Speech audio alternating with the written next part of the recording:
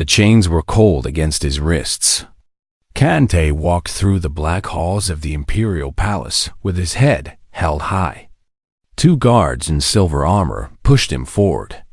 Their faces were hidden behind masks, but he could feel their disgust. To them, he was nothing. Just a human. Just a creature from a small blue planet that most of the galaxy had never heard of. The hallway seemed to go on forever. The walls were made of dark stone that reflected light like glass. Strange symbols glowed along the ceiling. Tay had studied many alien languages during his years as a translator, but he did not recognize these. They were older than anything he had ever seen. 3 weeks ago, he had been an engineer on the diplomatic ship called Horizon. It was supposed to be a simple mission. Cross through neutral space. Deliver medical supplies to a human colony. Come home. But they had made a mistake. They had crossed into Valoran territory by accident. The Valoran warships had appeared out of nowhere. Within minutes, the Horizon was destroyed. The crew was killed. Tay had survived only because he was in the engine room, fixing the life support system. The emergency shield had protected him when everything else burned. Now he was here. A prisoner in the most powerful empire in the galaxy. The guards stopped in front of massive doors. They were at least 50 feet tall, covered in gold and silver patterns. Tay heard sound from the other side. Voices. Many voices. The doors opened slowly, and the guards pushed him inside. The throne room was enormous. Hundreds of aliens stood on both sides, watching him with cold eyes. They were nobles and officials from across the Valoran Dominion. Some looked almost human. Others had scales, extra arms, or skin colors that Tay had never seen before. But they all had one thing in common. They all looked at him like he was an insect. At the far end of the room, stairs led up to a throne made of white crystal. And on that throne sat the Empress. Empress Yura. Tay had heard stories about her. Everyone in the galaxy had. She was over 300 years old, but her species aged slowly. She looked no older than 30 by human standards. Her skin was pale like moonlight. Her hair was long and silver, falling past her shoulders like a waterfall. Her eyes were the color of deep space, dark blue with tiny lights inside them like stars. She wore a black gown that seemed to be made of shadow itself, and a crown of crystal rested on her head. She was beautiful. Terrifyingly beautiful. The guards forced Tay to his knees at the bottom of the stairs. The chains rattled against the floor. The room fell silent. An old alien with gray skin and long robes stepped forward. This was High Chancellor Day. His voice was thin and sharp like a knife. Your Imperial Majesty, we present the prisoner. A human male captured in the border region. He was the only survivor of the ship we destroyed. Our interrogators have not been able to get useful information from him. We request your judgment. The Empress did not move. She simply looked at Tay with those strange starlit eyes. The silence stretched on. Tay felt the weight of everyone's gaze. He knew he should be afraid. He knew he should look down. But something inside him refused.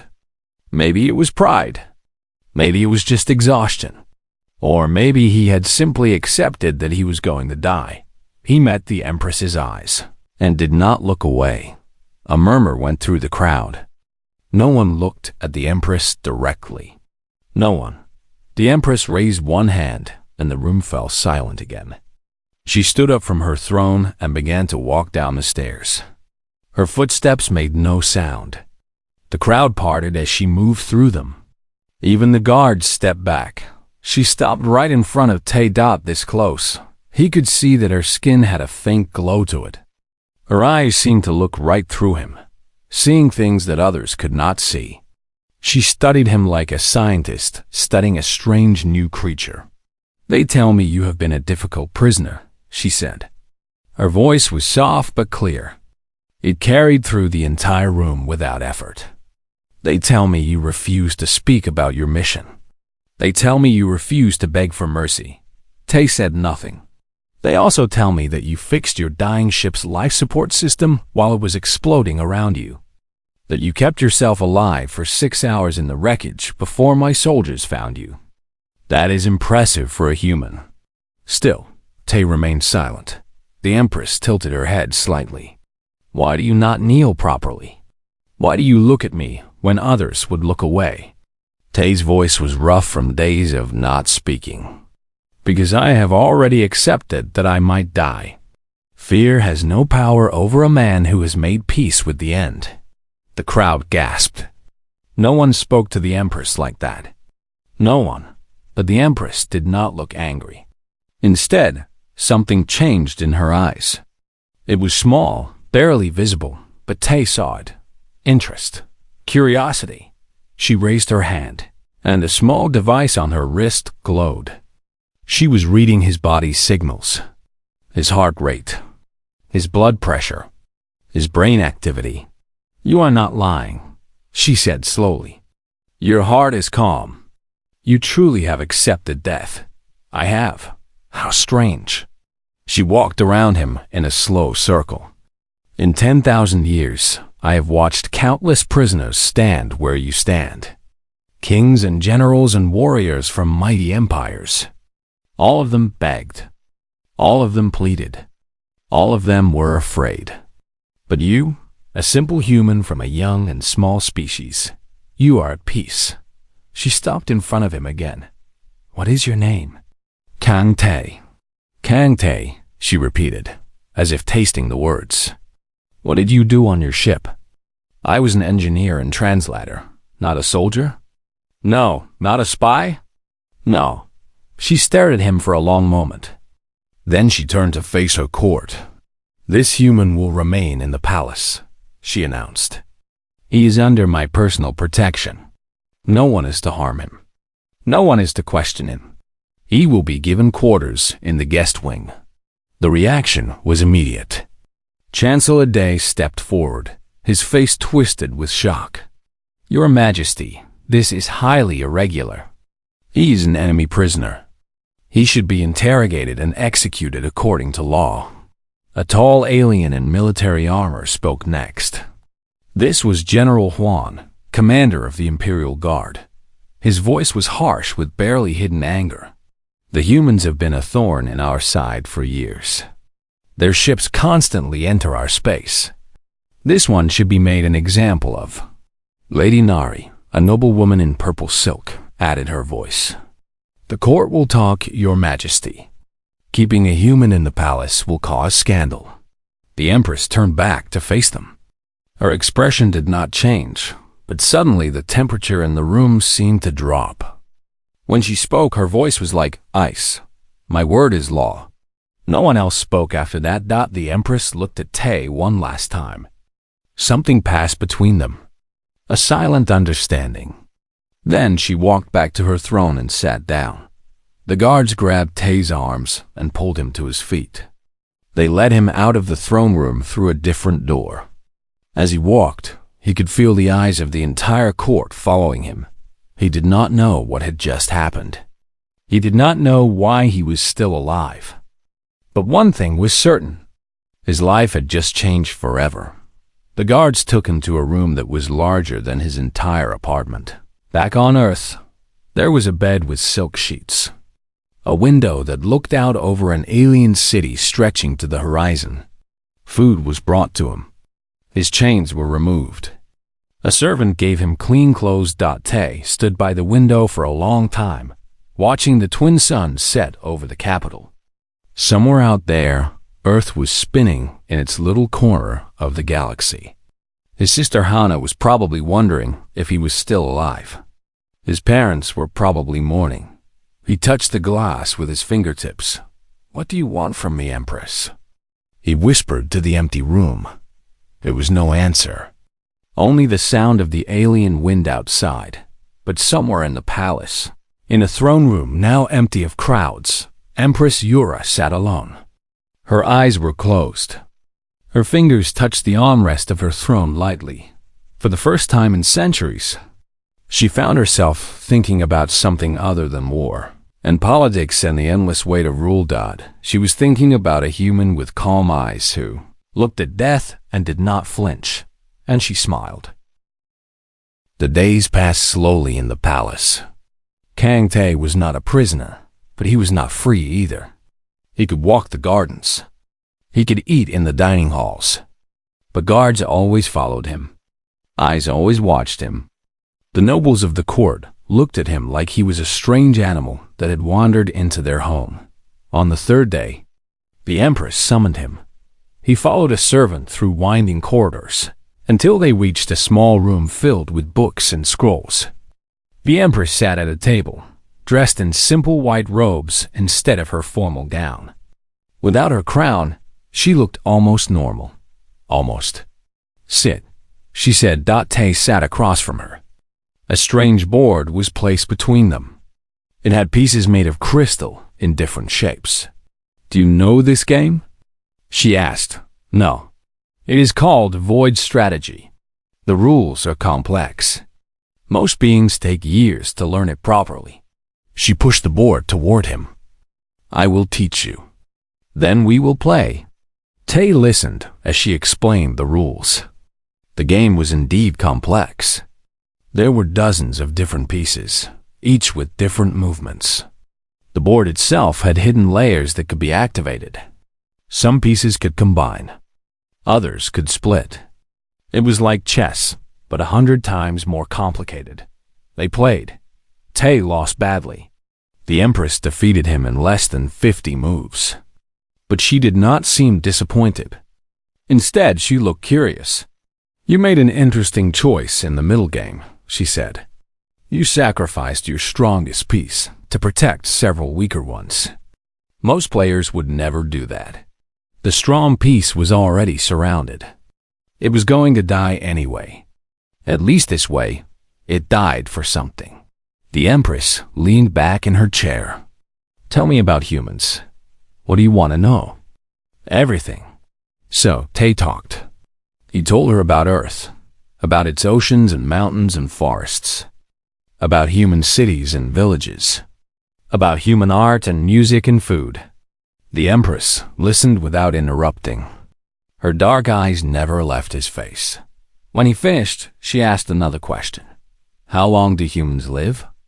"About 80 years. Sometimes 100 if we are lucky. My species lives for 1,000 years or more. 80 years is nothing. A blink of an eye." "I know. Does that not frighten you?" "Knowing how short your existence is." Tae thought about it. "No, it makes things more precious. When you know you do not have much time, you learn to value every moment, every person you meet, every sunrise you see. It all matters more because you know it will end." The Empress was silent for a long moment. Then she stood up. "Come back tomorrow. We will play again." And so it began. Every day, the Empress summoned Tae. Sometimes they played Void Strategy. Tae got better each time, though he still lost. But the Empress began to notice something. His moves were different from any player she had faced before. He took risks that made no logical sense. He found solutions that were creative instead of efficient. He played like someone who had nothing to lose. Other times, she had him meet with her philosophers. They debated questions about existence and morality and the nature of the universe. The philosophers were ancient beings with thousands of years of knowledge. Tae was a young human with barely 30 years of experience. But somehow, he held his own. When the philosophers cornered him with logic, he escaped with creativity. When they cited ancient texts, he asked simple questions that made them think in new ways. "The human is interesting," one philosopher admitted privately to the Empress. "He does not know much, but he thinks differently from us. It is refreshing." The Empress also had Tae spar with her warriors. This did not go well. Tae had basic combat training from his time in the diplomatic corps, but he was no fighter. The Valoran warriors were trained from birth. They threw him around like a toy, but Tae never gave up. No matter how many times he was knocked down, he stood back up. His body was covered in bruises. His lip was split. His ribs ached. Still, he kept fighting until his legs could no longer hold him. The warriors were confused. They had expected the human to quit after the first beating. Humans were supposed to be weak, fragile, cowardly. But this one kept coming back for more. "Why do you continue?" One warrior asked him after a particularly brutal session. "You cannot win. You know you cannot win." Tay wiped blood from his mouth. "Winning is not the point. Then what is?" "Not giving up. There is a difference." Word of the humans spread through the palace. Some thought he was brave. Others thought he was stupid. But everyone was talking about him. Then Prince Su arrived. The prince came from the Keth Alliance, a powerful empire that bordered Valoran space. For centuries, the two empires had been rivals. Wars had been fought. Millions had died. But now there was talk of peace. A marriage treaty had been proposed. Prince Su would marry Empress Yura, and the two empires would be united. Prince Su was tall and covered in green scales. His eyes were golden and cold. He walked through the palace like he already owned it. His servants followed behind him, carrying gifts of jewels and rare metals. Tay saw the prince for the first time at a formal banquet. The entire court was there. The empress sat at the head of the table, with Prince Su at her right side. Tay was placed far away, among the servants and minor officials. The prince noticed him immediately. "What is that?" Su asked loudly, pointing at Tay. "Is that a human?" "In the imperial palace?" The court fell silent.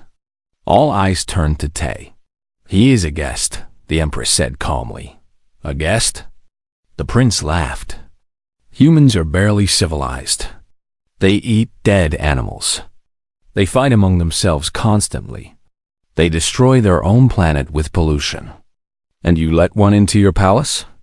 Tay said nothing. He kept his eyes on his plate. But the prince was not finished. He stood up and walked toward Tay, his heavy footsteps echoing in the silent hall. "Tell me, human, how long does your species live?" "About 80 years. 80 years. The prince turned to the crowd with a mocking smile. "My pet insect lives longer than that."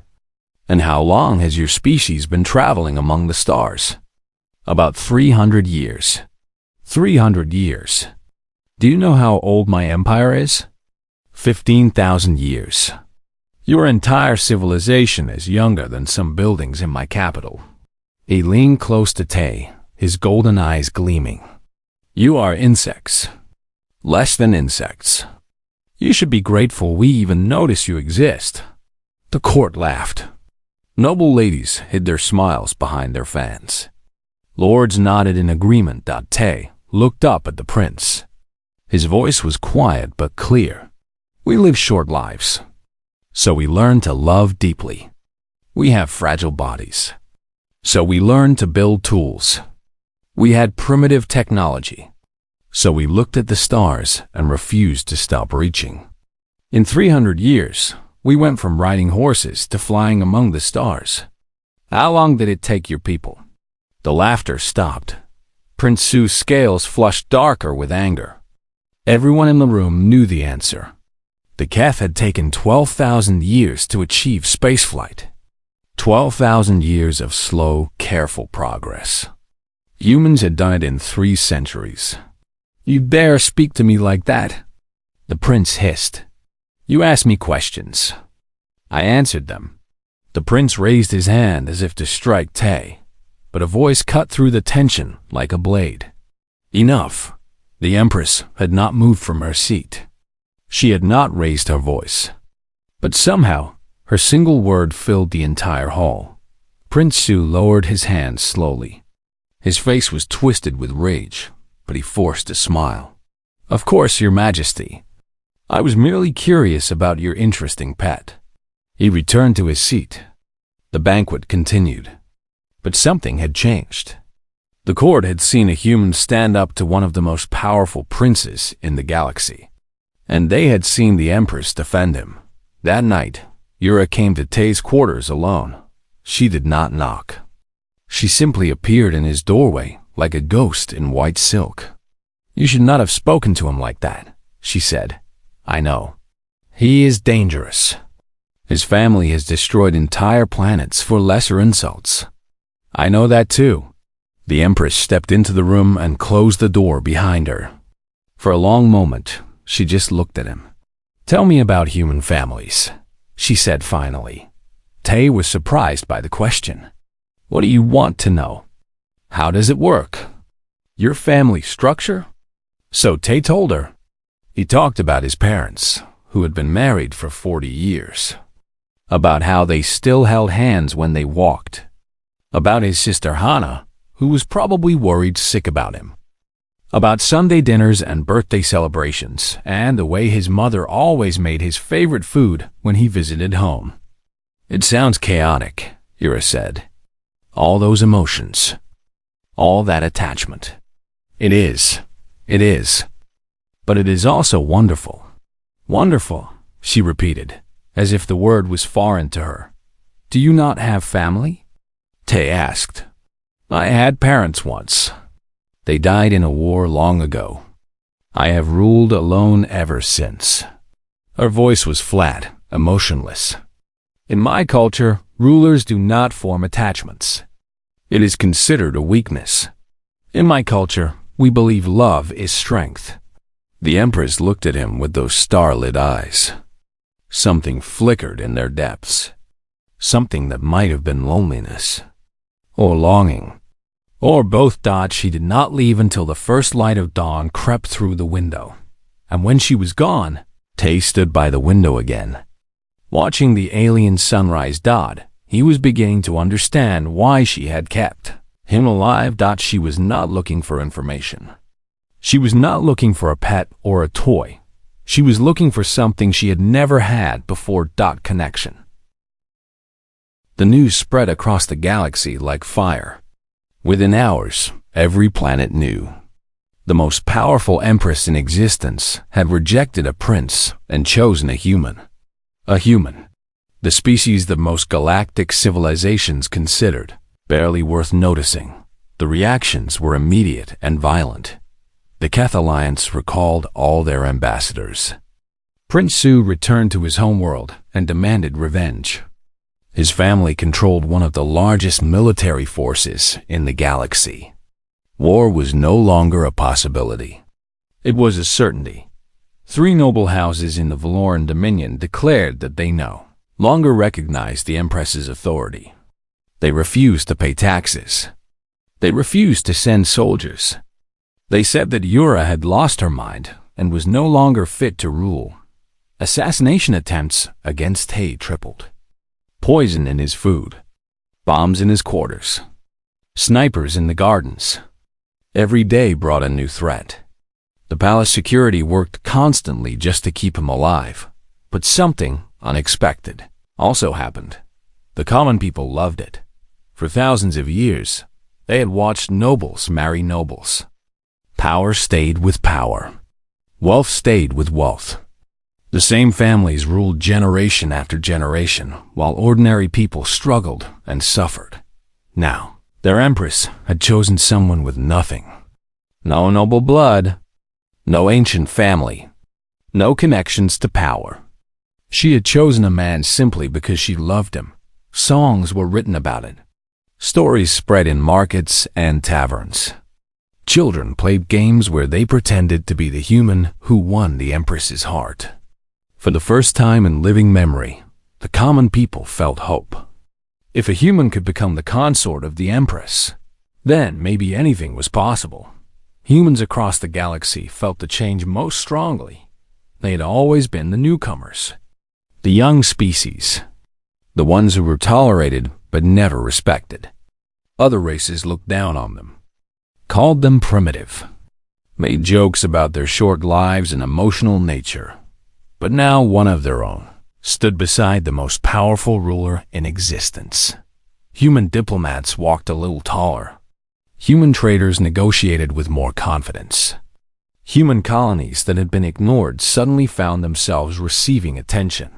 Earth's government, after recovering from the shock, began to realize the opportunities this created. Tay himself struggled with his new life. The Empress assigned him tutors in politics, etiquette, and galactic law. He spent hours every day learning the complex rules of court behavior. Which hand to use when greeting different species. Which colors were appropriate for which occasions. Which topics were safe to discuss and which would cause diplomatic incidents. He made mistakes. Many mistakes. At his first formal dinner as consort, he accidentally insulted an ambassador by sitting in the wrong chair. The ambassador's species considered seating positions extremely important. Tay's mistake suggested that he thought the ambassador was beneath him. It took 3 hours of apologies to calm things down. At a memorial ceremony, he wore blue instead of gray. In Valoran culture, blue was the color of celebration. The memorial was for soldiers who had died in battle. The families of the dead were horrified. Tay felt terrible when he realized what he had done, but he also succeeded in ways no one expected. During a trade negotiation between two allied planets, both sides had reached a deadlock.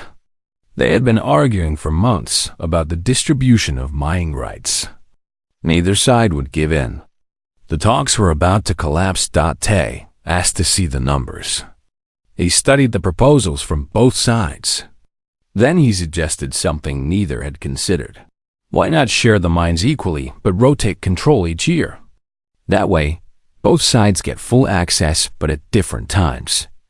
And you could use the off years to invest in other industries. When one planet is mining, the other is developing technology. Then you'd trade. The negotiator stared at him. In their culture, compromise meant weakness. You either won or you lost.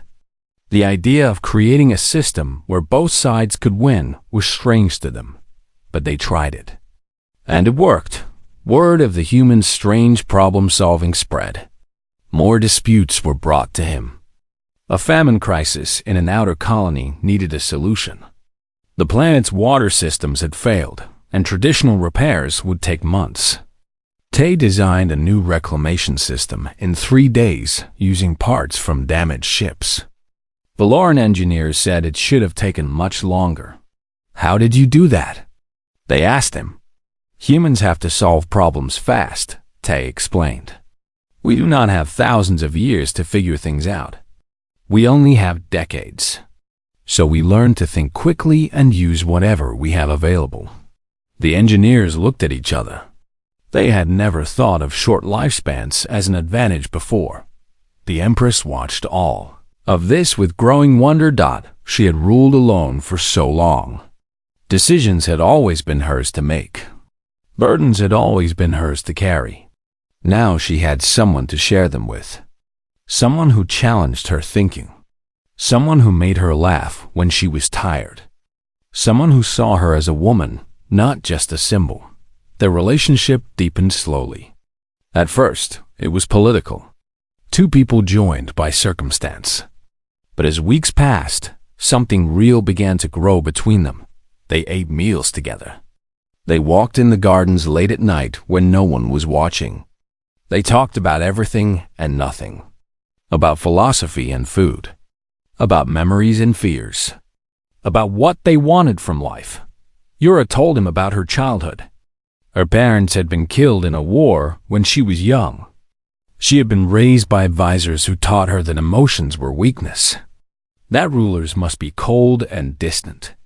That love was a luxury she could never afford. I was so alone, she admitted one night.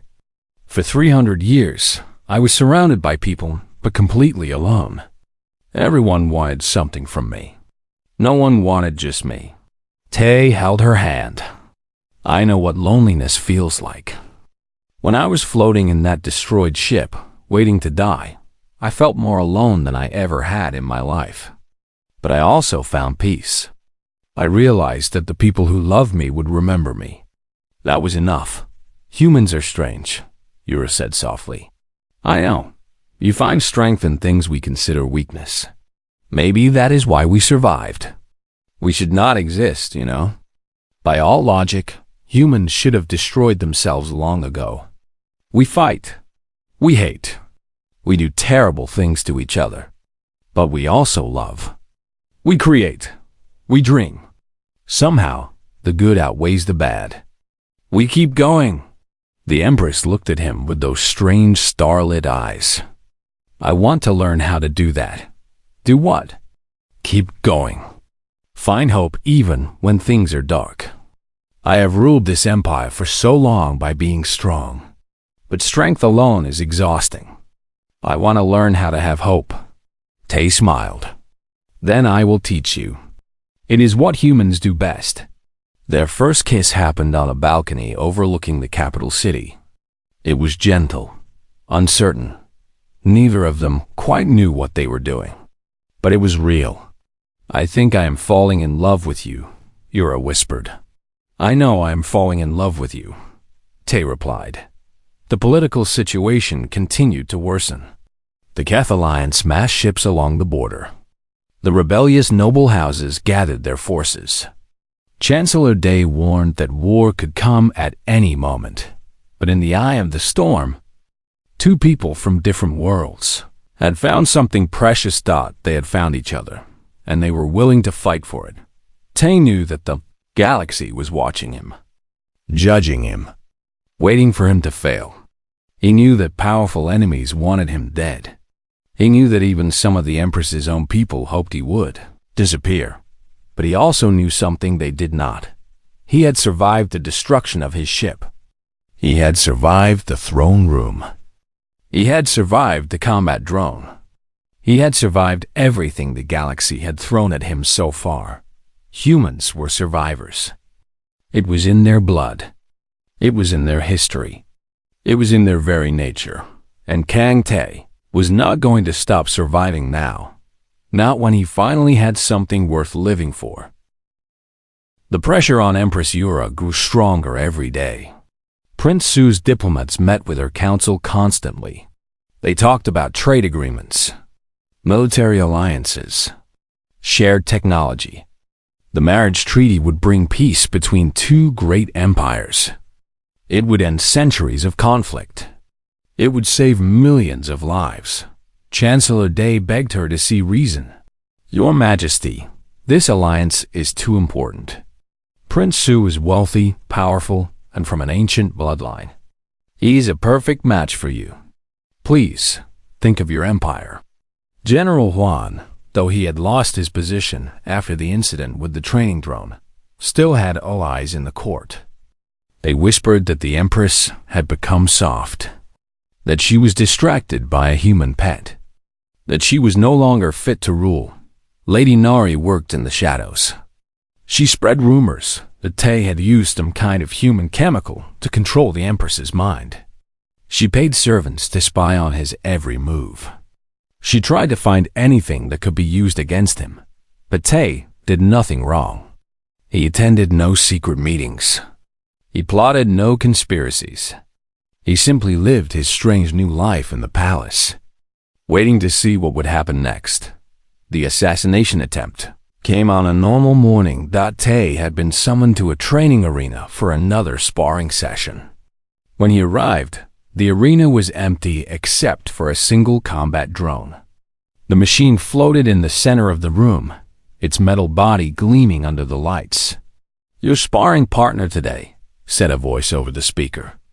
The drone will test your reflexes. Do not worry. It is set to training mode. It cannot seriously harm you. Tay walked into the arena. The drone's eyes glowed red. It began to move at first. The attacks were slow, easy to dodge. Tay had trained against similar machines before. He ducked and weaved, feeling the air move as the drone's arm swung past his head. Then something changed. The drone's movements became faster, sharper. Its attacks were no longer testing him. They were trying to kill him. A blade extended from its arm. It sliced through the air inches from Tay's face. Stop the training. Tay shouted. No one answered. The drone attacked again. Tay rolled to the side, but the machine was too fast. A blow caught him in the shoulder and sent him crashing into the wall. He tasted blood in his mouth. This was not a training exercise. This was an execution. Tay looked around the arena desperately. There were no weapons. No exits. The doors had been sealed. The only thing he could see was a maintenance panel on the wall nearby. The drone charged at him again. Tay waited until the last second, then dove aside. He scrambled toward the panel and ripped it open. Inside was a mess of wires and circuits. He had seconds before the drone reached him. His hands moved automatically. Years of engineering training took over. He found the power conduit and traced it to the control signal. If he could disrupt the frequency that was controlling the drone, he might be able to shut it down. The drone's blade stabbed into the wall next to his head. Tay grabbed 2 wires and twisted them together. Sparks flew. The drone froze for a moment, its systems confused. Tay used that moment to dive away and grab a broken piece of metal from the damaged panel. It was not much of a weapon, but it was something. The drone recovered and came at him again. Tay stood his ground. He watched the machine's movements, looking for patterns. There. The drone always paused slightly before attacking with its blade. A tiny hesitation in its programming. Tay waited. The drone raised its blade.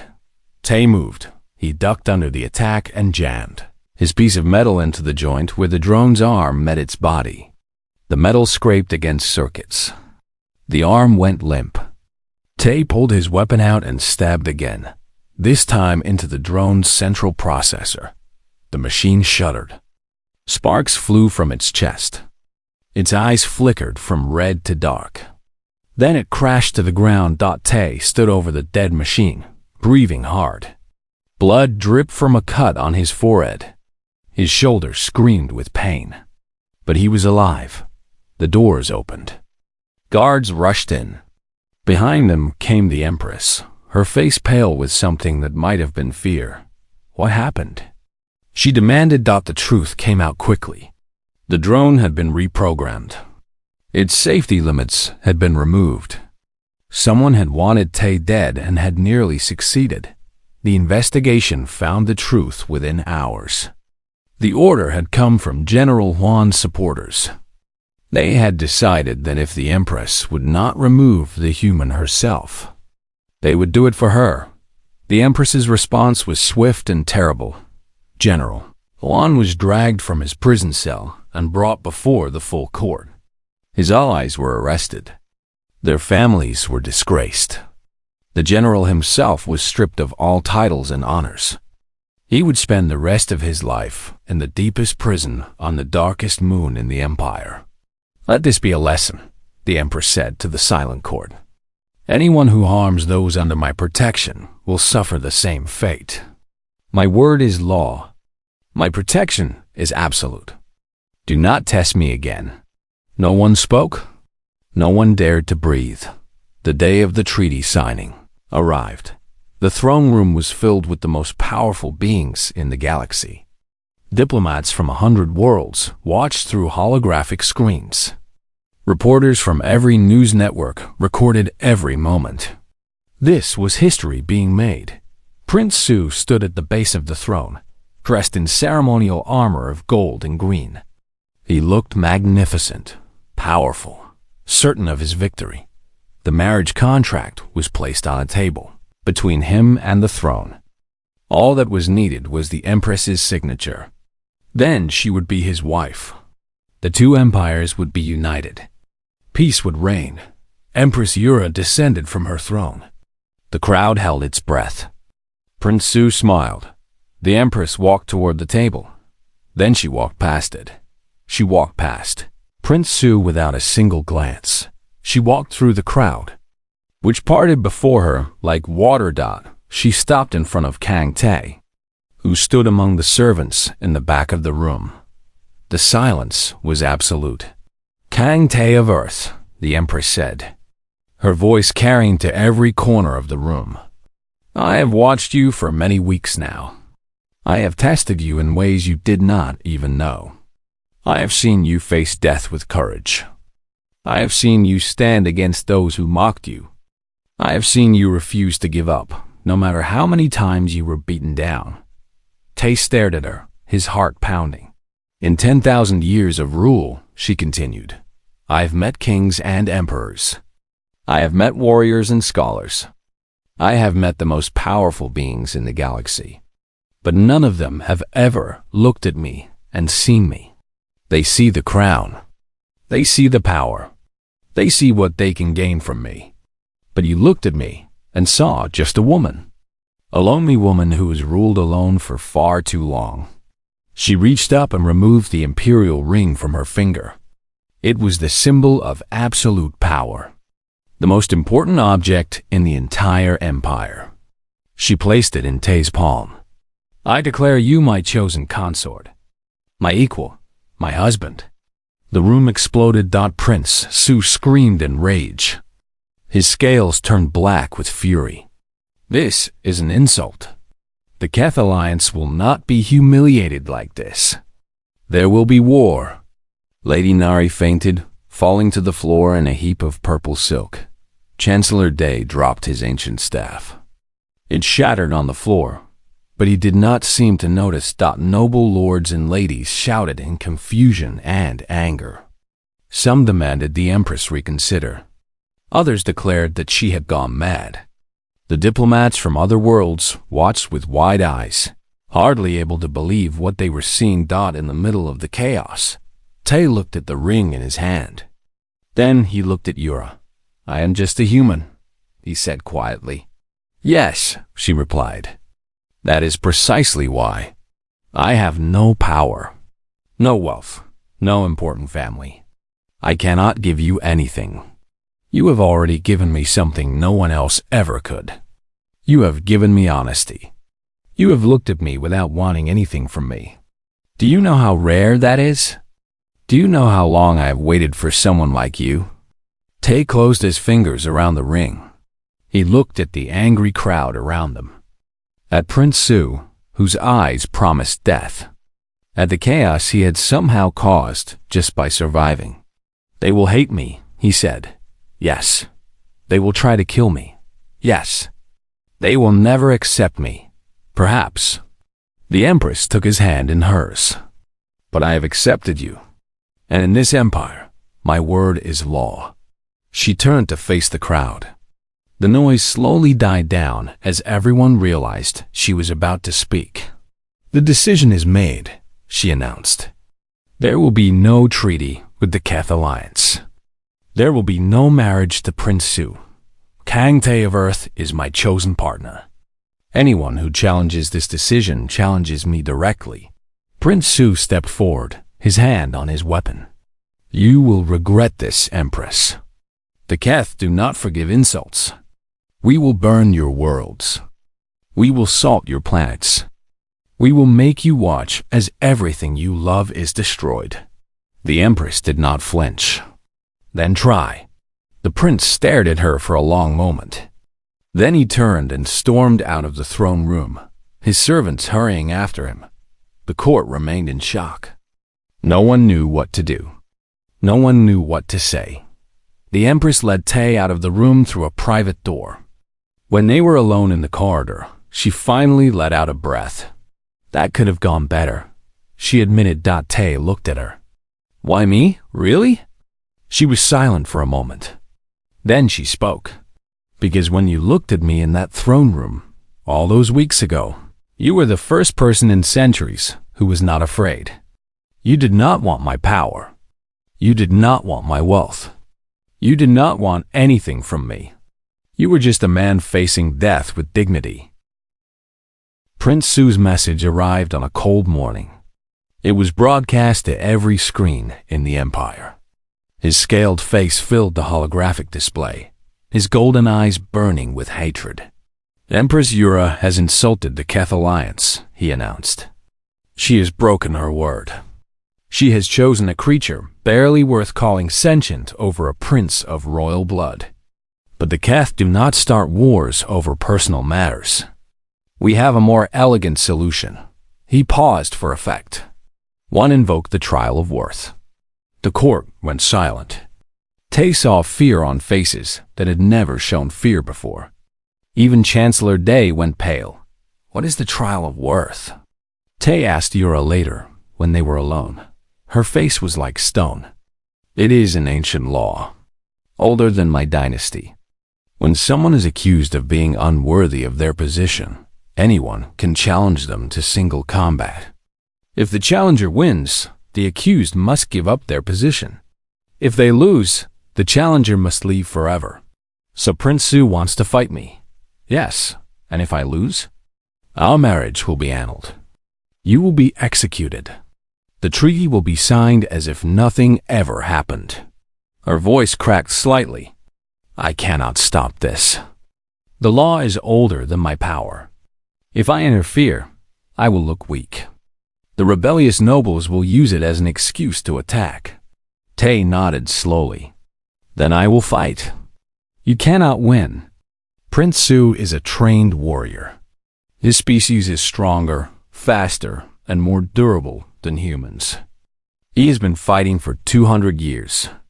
You have been alive for barely 30. I know. Then why would you accept? Tay looked at her.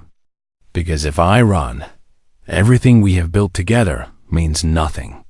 The humans who believe in me will lose hope. The common people who see our story as proof that things can change will go back to believing nothing ever does. I have to fight. Not because I think I can win, but because some things are worth fighting for even if you lose. Yura stared at him for a long moment. Then she pulled him close and held him tightly. You foolish, brave, impossible human, she whispered. The next 30 days were brutal. Tay trained from dawn until he collapsed. He could not match Prince Su's strength or speed, so he had to find other advantages. He studied recordings of the prince's past fights. Su was arrogant. He liked to show off. He played with his opponents before killing them. He had never faced anyone who could actually challenge him, so he had developed bad habits. Tay talked to prisoners who had survived Keth combat pits. They told him about Su's fighting style.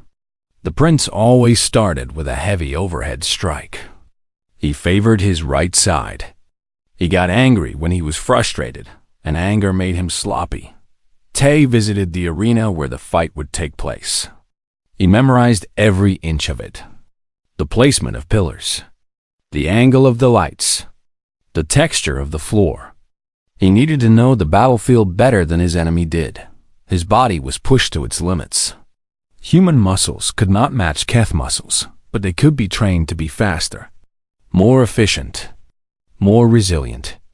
Every day, Tay ran until he could not breathe. He lifted weights until his arm shook.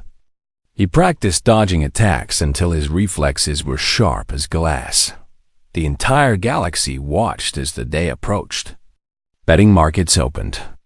The odds against Tay were astronomical. Almost no one believed he would survive, but the common people cheered for him anyway.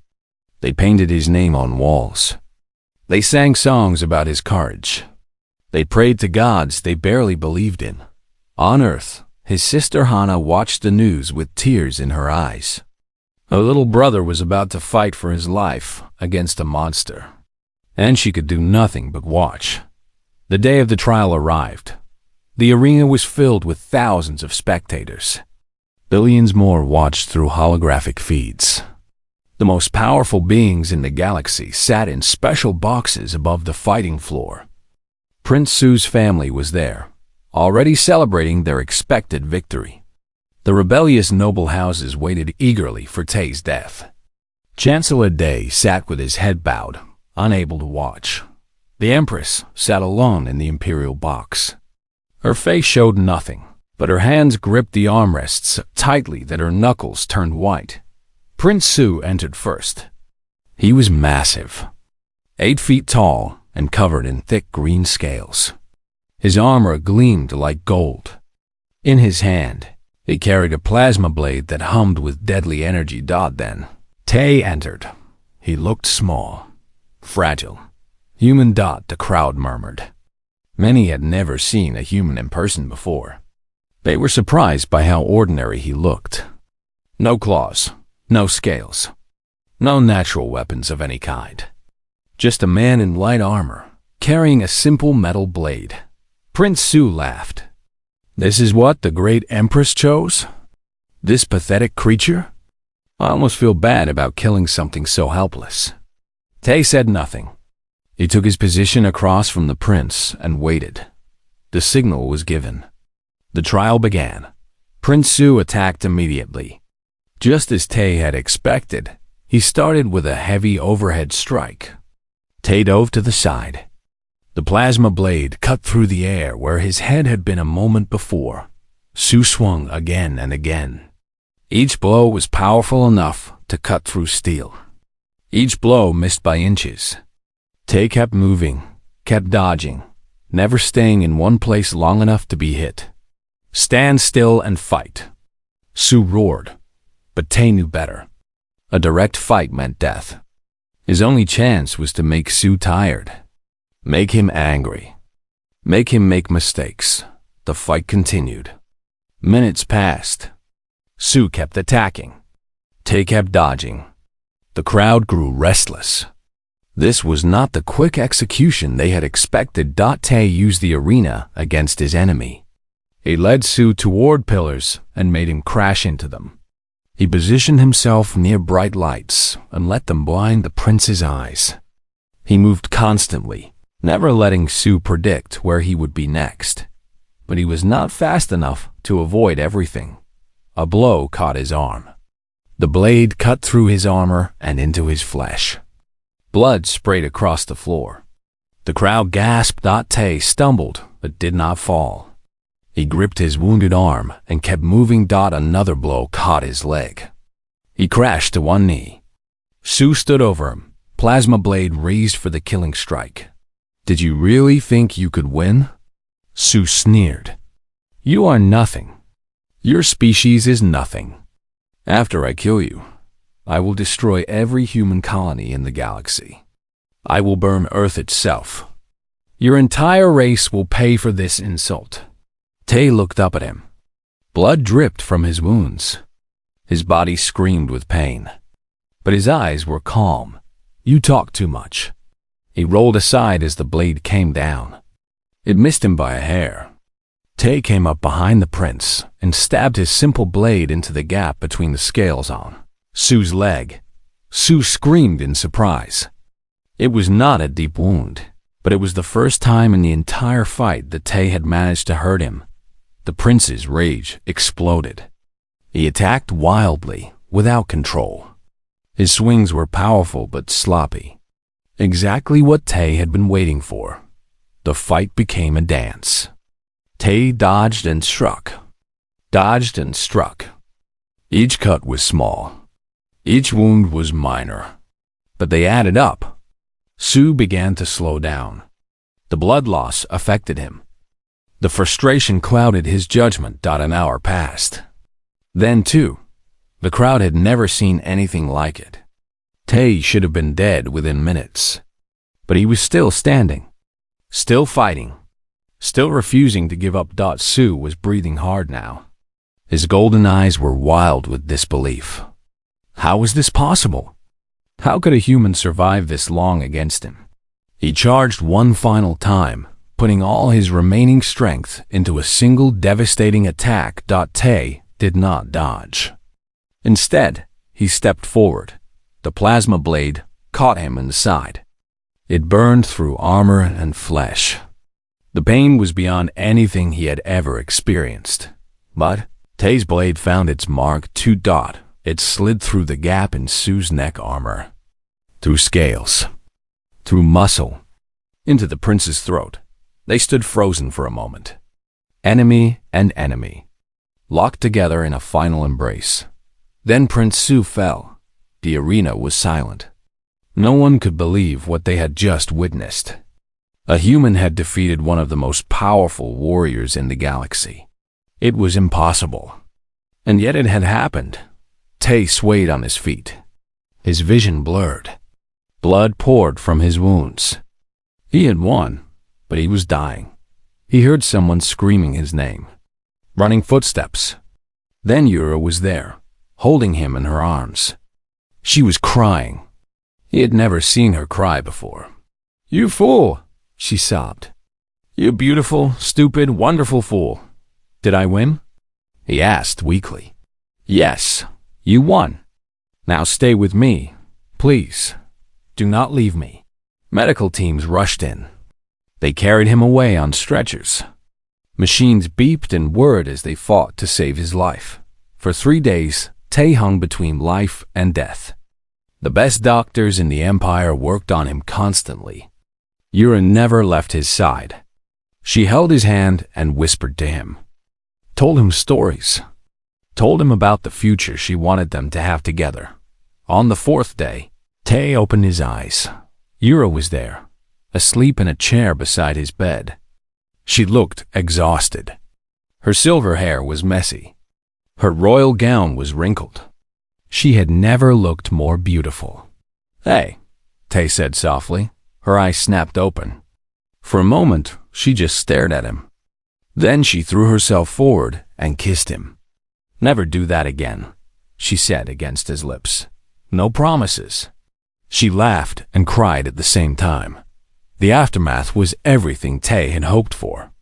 The rebellious noble houses backed down. They could not challenge someone who had won the trial of worth. The Catholians, humiliated by their prince's defeat, retreated to their borders to lick their wounds. Humans everywhere celebrated.